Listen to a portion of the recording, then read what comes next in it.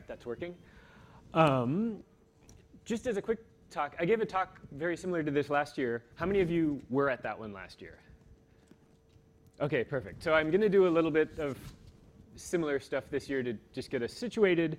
But I really think the community interest in machine learning has changed dramatically in 12 months. And it's, for me, very gratifying. So what am I doing?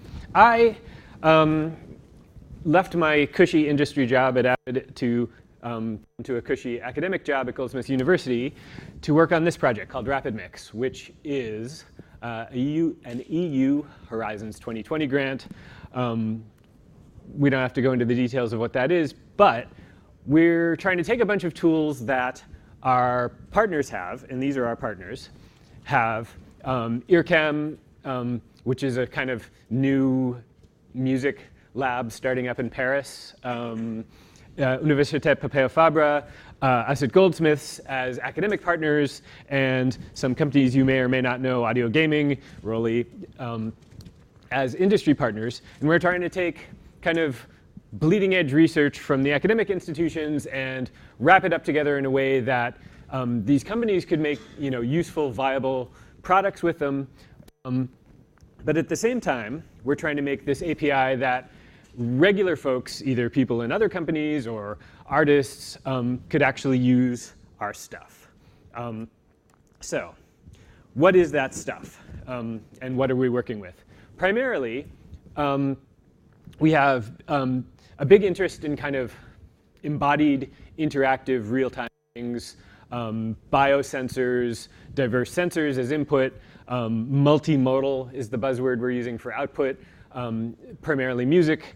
And in the middle, there's this layer of machine learning that I think is kind of the core of this talk.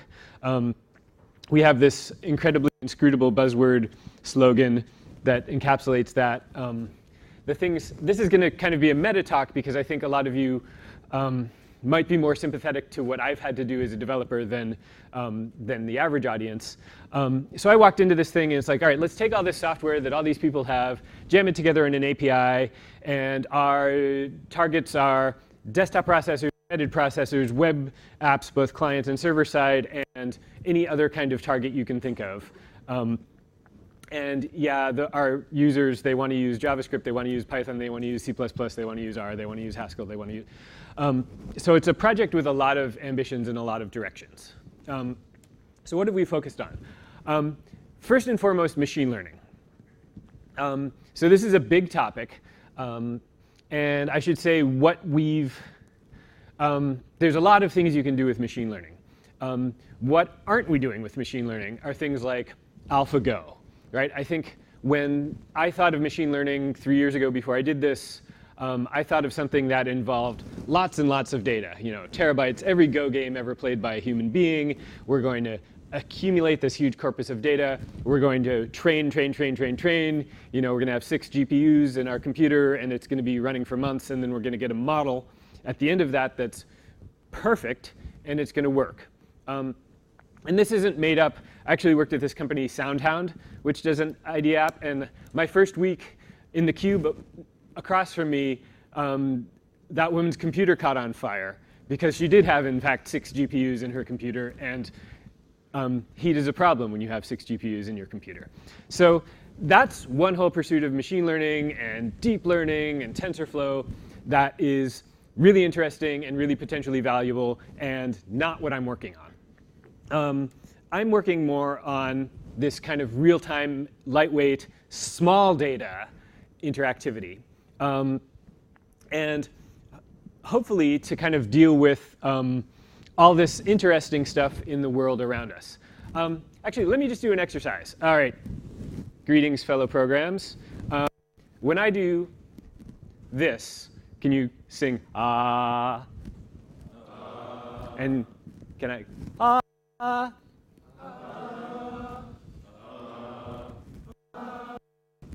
All right, perfect. All right, aha, interesting.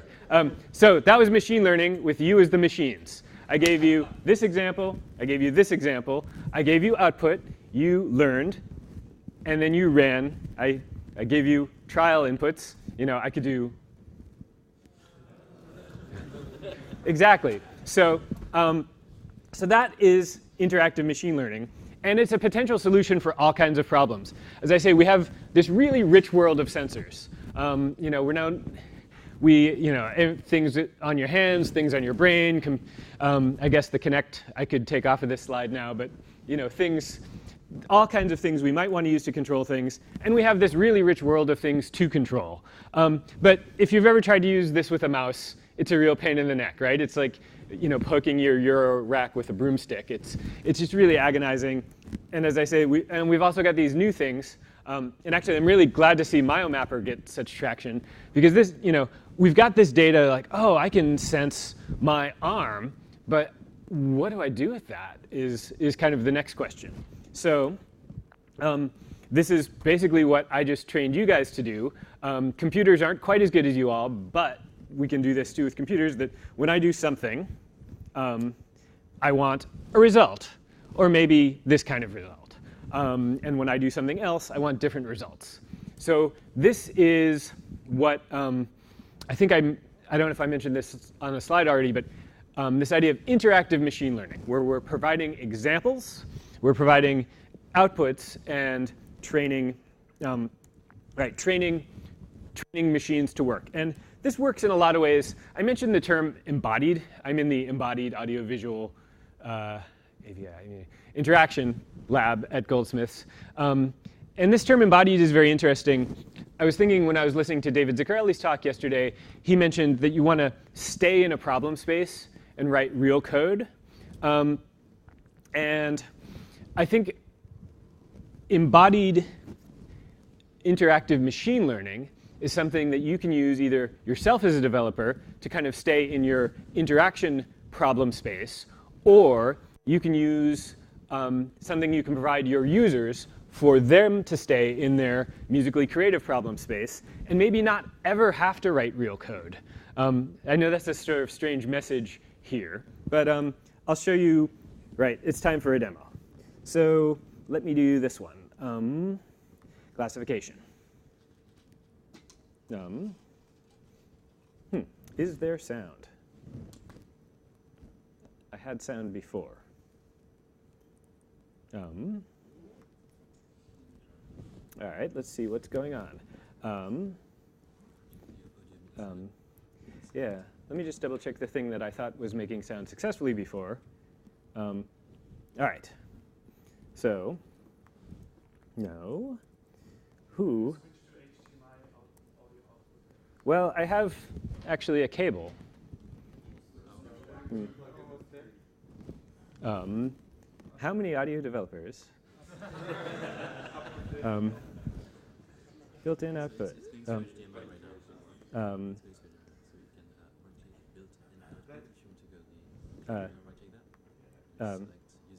right, here it comes. All right, this should be working. Yeah?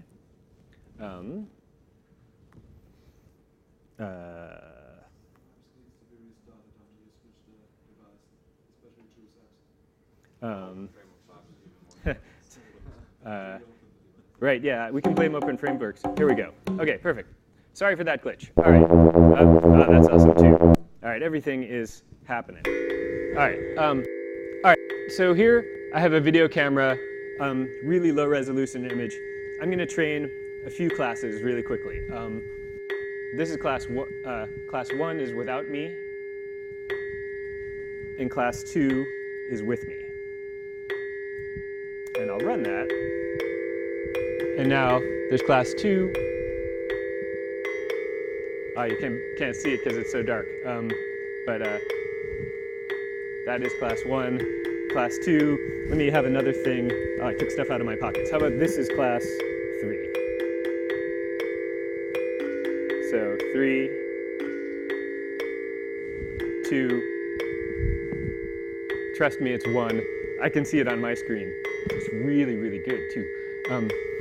And I don't know, maybe something else. 4. So hand is 4, wallet is, that's not so great. I'm going to do some more 3s. 2, 1. All right, so that was a classifier.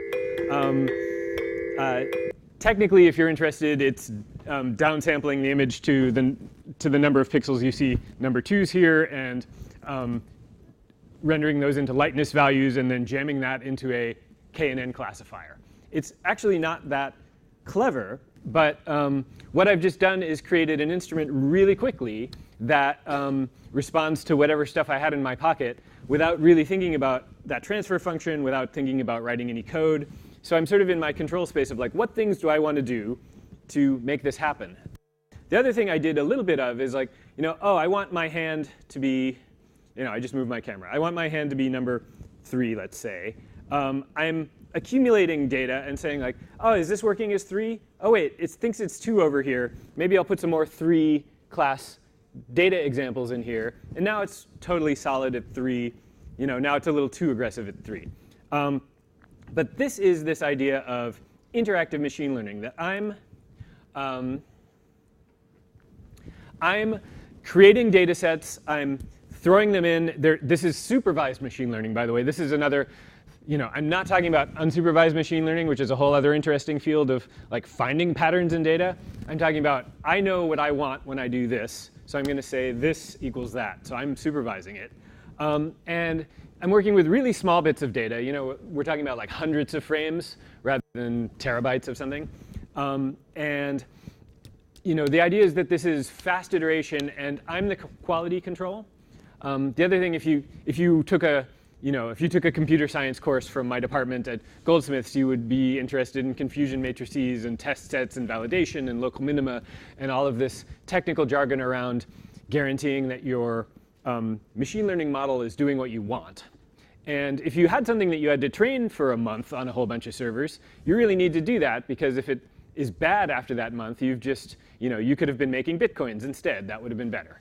So, but in this case, this is all very fast. And I haven't exposed anything about quality, because the user can be in the loop and say, that was good, that was bad. And if it was good, either make it better or use it. If it's bad, throw it away and start again. So this is a very, I think, useful and interesting paradigm for getting started in interactive machine learning. I'm not going to be able to go through all of this. This will be good for the video or something. So we're trying to make machine learning really lower the entrance ramp for kind of normal, well, for people like you and me.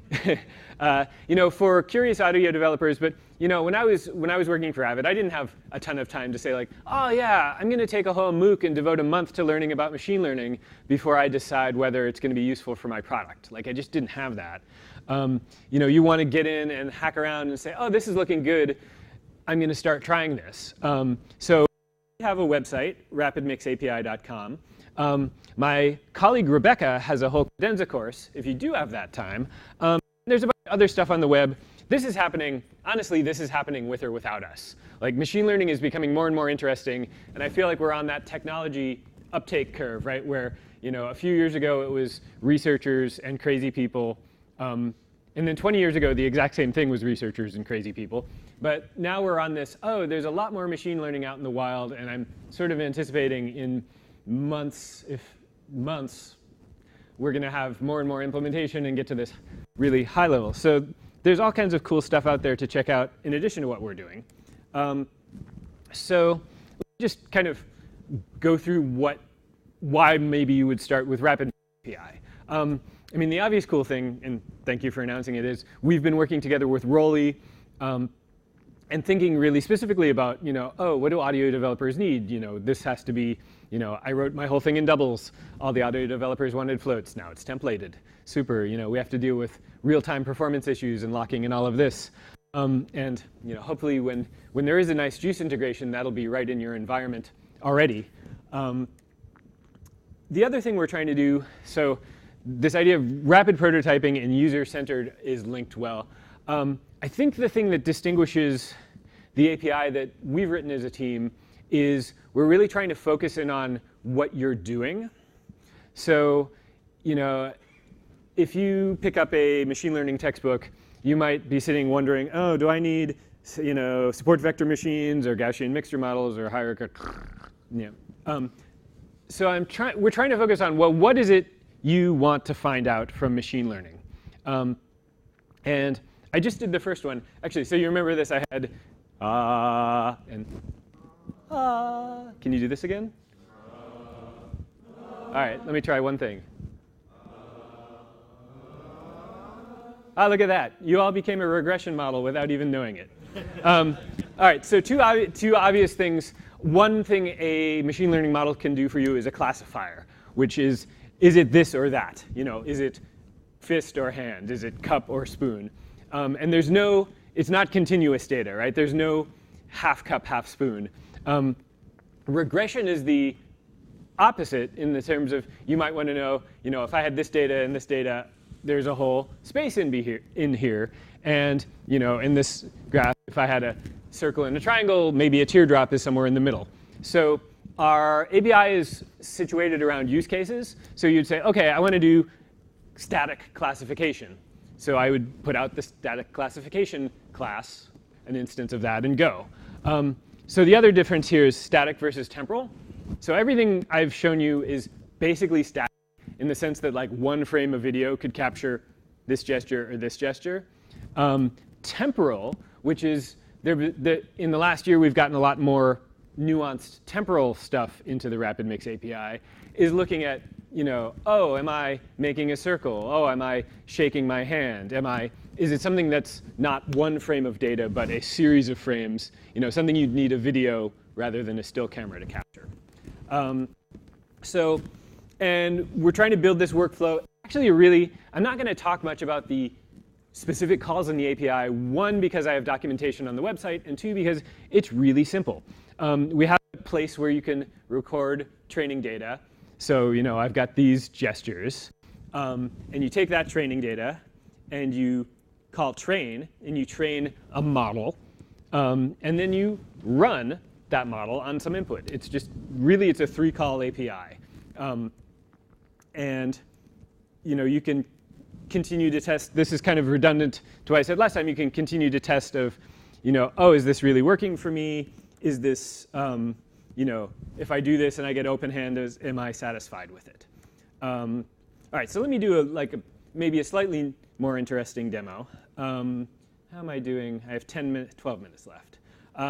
This was that drum synthesizer. I do have examples in JUCE, too. I apologize.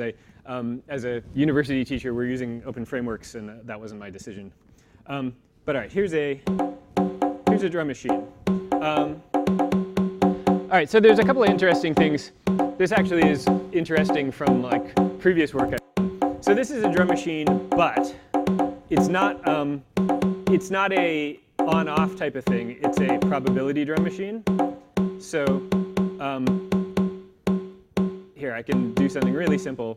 So right now, there's a 100% chance of something on 1. I'll do like this, 100% chances. And also because I'm an academic, I couldn't have chosen 16. No, I had to choose 12. But so here's a 100% chance that something is going to happen on each of these beats. A more typical 4/4 has a really strong chance of something on 1. A very square 4/4, not a backbeat 4/4, a kind of. So here's a pattern. Actually, let me do it this way. This will be nicer. And let's see if I can make this more interesting. Yes, I can. Well, that was super. All right, let me click that button. Ooh. Strike 1, strike 2. So I have a myo connected to my arm. I wonder if it's getting irritable about not. Yeah, where's the armband manager? Arm. Where is the myo armband manager? Yeah. I swear it was in my menu bar before. All right, so if you try to read data from a myo and you're not running the myo armband manager, my example will crash. All right, that looks connected. Let's see this go again. I suppose crashing open frameworks all the time is just an advertisement for a more stable framework, if only there was one. All right, so I've got this band. The really boring thing I'm doing is gain is how much muscle tension I have. And that's actually part of, it's something in the Rapidmix API. I have a circular buffer and I have an RMS filter. So there are a bunch of like very basic type of filters for use with things like this. But there's also machine learning. So I could, I'm going to reproduce my rhythm really quickly. So what is this going to look like? I think I've got it. All right, so here's a rhythm. And I'm going to link that rhythm with my hand like this. And I'll do a slightly different one.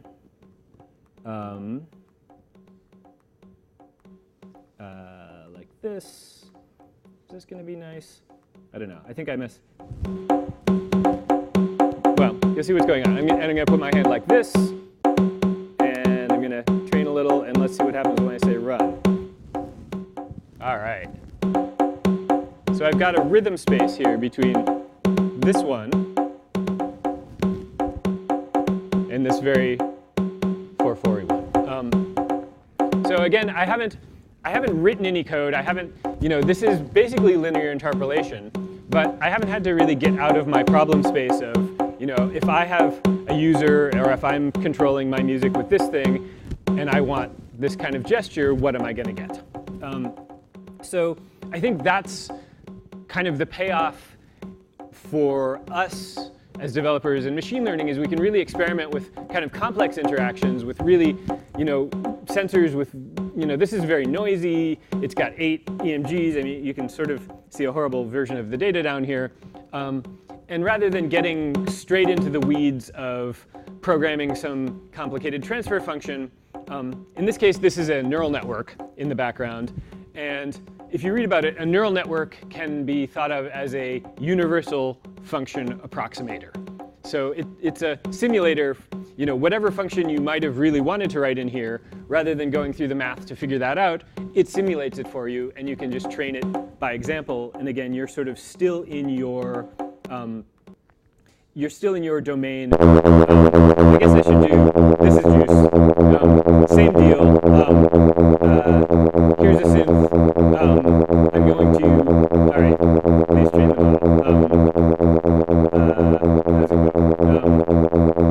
so I'm going to put this mouse area associated with that. This can get really awesome.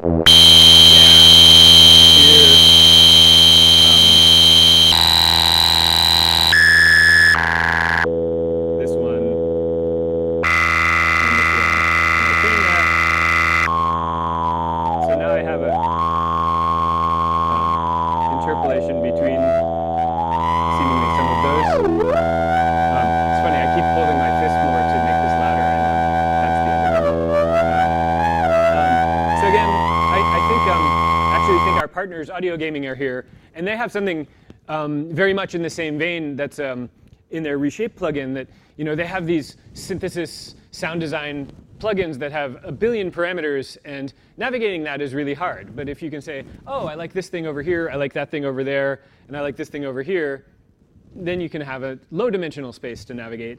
And not only is it easier and possible to control with a mouse, but you might find that in the middle between these things you like is something else you like. All right, so I think, now I can't see the clock. I think I'm, all right, I am where I want to be in time. Funny story, all of our documentation talk about the Rapid API. We started this grant, and I started writing the Rapid API. Well, some 16-year-old in Silicon Valley got $1 billion worth of startup capital to write something called Rapid API. So I'm now writing the Rapidmix API. And this is conveniently not printed on any of our slightly out-of-date materials, but that's where you can find us.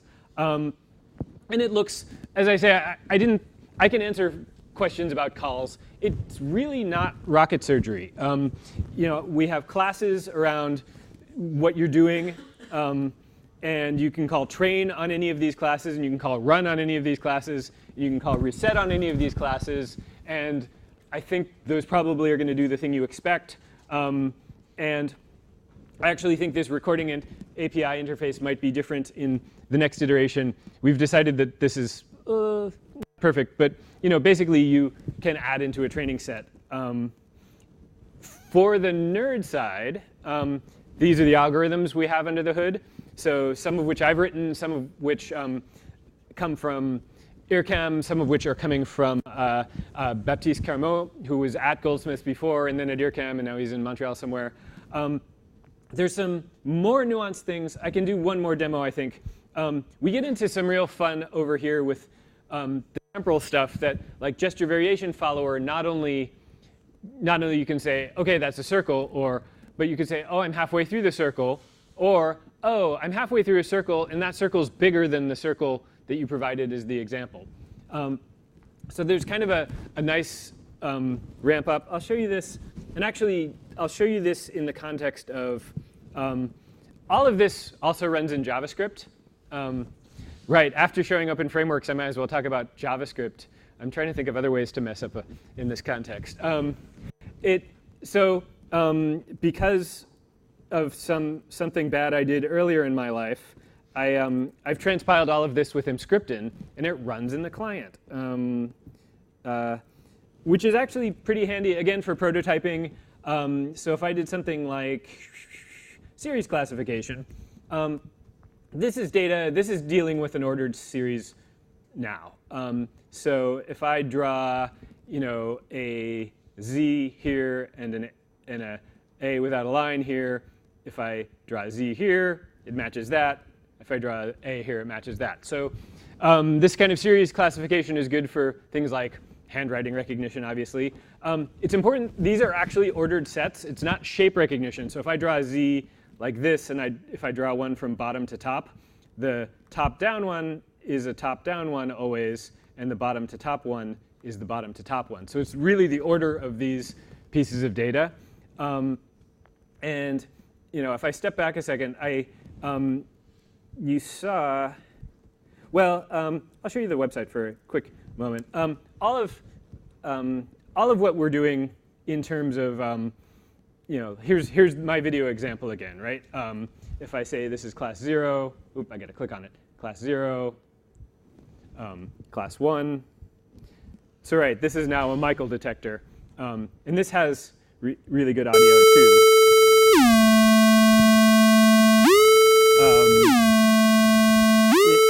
This is class 2. Actually, I need more me, don't I? And now I need more of this. So, same basic deal. Here's an object.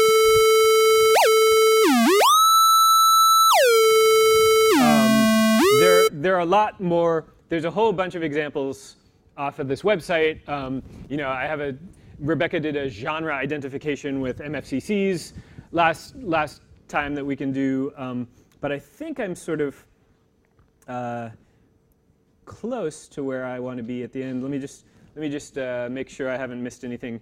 Oh yeah, just one more punchline. All of this, the JavaScript implementation, the C++ implementation, it all writes out data and models in a standardized JSON format. So you could prototype in a web browser and then run that on your Raspberry Pi, or you could, you can move back and forth between these worlds. There's also this thing by the UPF guys, RepoViz, which lets you store and retrieve models and training data that's been tagged and has metadata. So maybe you want to make, pull down all of the recordings that are of somebody jogging, and then you can have your jogging identifier. As I said, audio gaming. Bitolino is one of our partners. This was a machine learning-centric thing, but these guys are really cool. They've just won some EU Innovation Award, and this is kind of a DIY biosensors thing. So if you find that the Mayo is working too easily for you and you haven't cursed enough in a day, this is more interesting. You can break it apart. You can build it. It gets you, this is a really super packaged version of EMG, and this is a little bit more hands-on Arduino version of EMG. And I think EKG, ECG, electrodermal activity. So just know that they exist. There is actually a max object. And I think that's, there's a lot more I could say, but I think that's the time I have.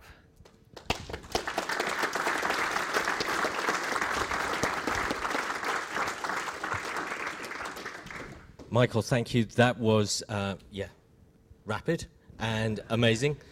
We are over time, but we're going to make some time for questions. So if you have any questions, please raise your hand now. I'm coming to you.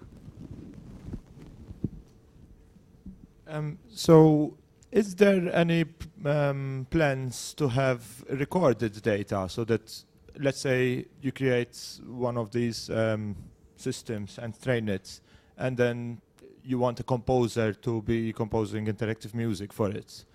Is there any way that you can play back data? Yes. So, I mean, thing one, our training data class has kind of JSON write, JSON read affordances. But to back up a second, the thing I was talking about with models is RapoViz 2, but there's actually a RapoViz not 2, I guess whatever the number before 2 is. It's RapoViz. And it's a data recorder, time-based playback. Actually had a slide last time. So yeah, that's a repository for recording sensor data. I mean, I don't think we don't have like a time-based playback engine for sensor data, but you know, we have a lot of ways you can fly models and data in and out of this environment. So it's a sensor data recording through time. Yeah. So you can give a dense performance to a composer and say, okay, run this, and then you can. Yeah. So I think, I mean, Sebas is in the back. RapoViz, it's still, you know, that's the exact use case, or an exact use case of RapoViz, that it's a database and website that visualizes time-based data and also allows you to upload and download and play back that data. So you could record a whole dance performance with video and, you know, whatever sensors you have, and, you know, yeah, redo that, you know, send that to your composer or send a link to the composer. So that's the sharing side. That, yeah, UPF's been really good on that. Any other questions? Yep.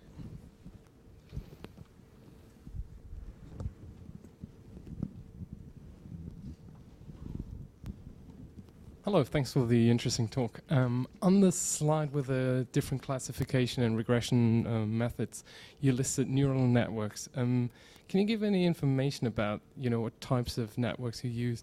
Like how many layers, how many nodes, are they fully connected? And is it possible to tweak these parameters for those who want to experiment with it, or is it kept like a black box by design?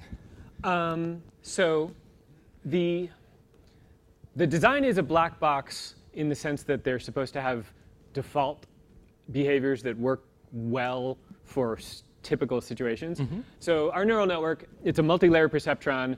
It has one hidden layer that has the same number of nodes as you have inputs. Mm-hmm. So if you had 5 inputs, you'd have 5 hidden nodes and 1 output node. And you have a complete perceptron for each output node that are totally discrete. So if you said, oh, I want to do regression and I've got 5 ins and 5 outs, what you would have was 5 completely discrete neural networks, 5 in, 5 hidden, 1 out. You can change the number of hidden layers.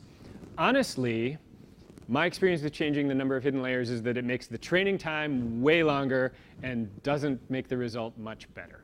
So I think this is actually a good points to the big picture of machine learning, that, you know, in a college course, we're going to talk all about neural networks and activation functions and activation functions. Yes, the functions is.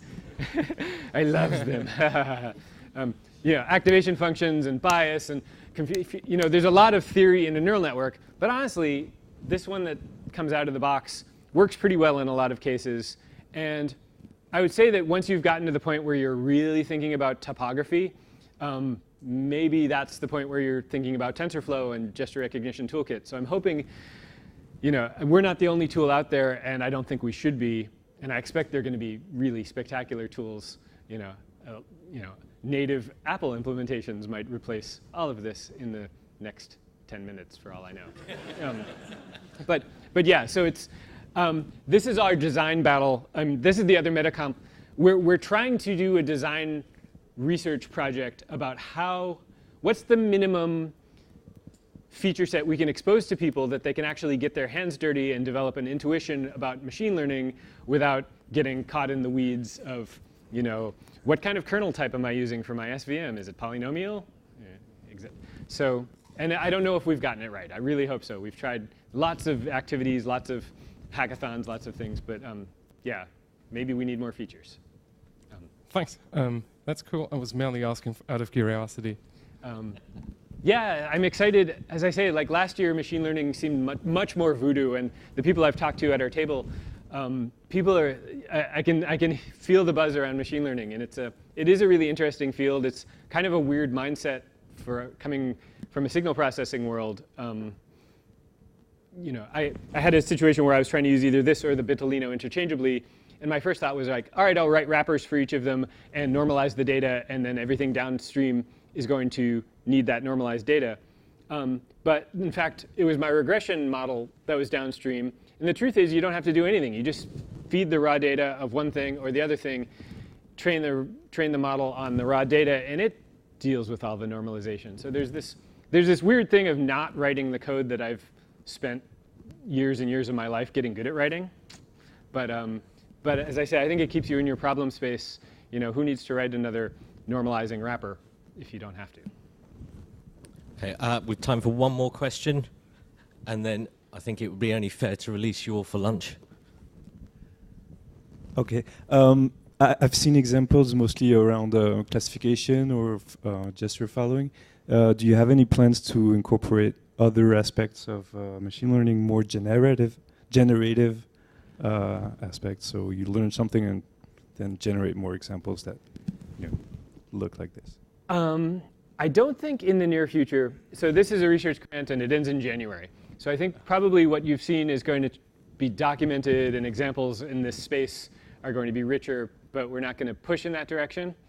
That being said, I was just thinking about taking that probabilistic drum machine and saying kind of creating like an auto encoder approach where whatever the random output was could be the input to a network, which generates another set of probabilities, which generates another probabilistic output, which is an input to that network. So there are really good generative possibilities. There are other people, Mick Grierson in my lab, Memo Aiken in my lab, are doing generative antagonistic network things. Some of these, you give it a sketch and it gives it to you in the style of Van Gogh. There are a lot of really useful generative possibilities. It's kind of a bigger, more complicated machine learning application than we're grinding at right now, but certainly exciting, and I think there's going to be a lot of good motion in that space. Okay, thank you, Michael. Thank you all for coming. It's lunchtime. Well done. Oh, thank you.